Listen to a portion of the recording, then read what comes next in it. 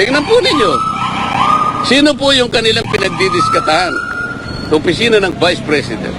Nagkataong pangalawang pinakamataas na Pangulo, pinakamataas na opisina sa ating bansa. Bakit po nagkaganito? Kung meron mang nakita, kung meron, bakit hindi hayaan po yung proseso na gumulong? Ba't hindi hayaan yung opisina ng COA na siya magsabi sa atin sapagkat sila'y merong mandato?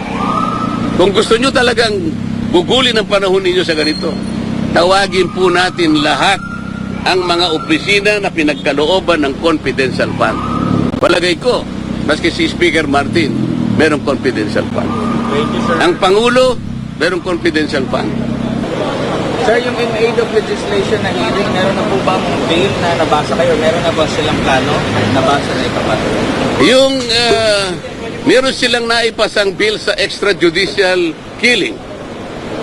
Pag-uusapan ba natin yun? Basahin po ninyo, nakakatuwa, nakakahiya. Sapagkat akala niya, kailangan po malaman ninyo, kung totoo na in aid of legislation po ito, nakapagpasa na po sila ng panukalang batas October 11, 2024. Ba't tayo pa nilang tumigil?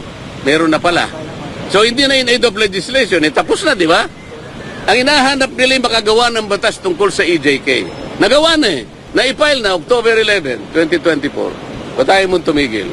Meron ka pang gustong gawin siguro. Hindi ba?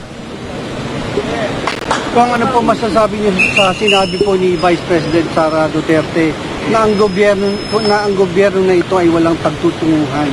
It is nothing. Binanggit niya po kanina ko. Wala akong magagawa kung yan ang sentimiento ng Vice President. Nasa kanya yon.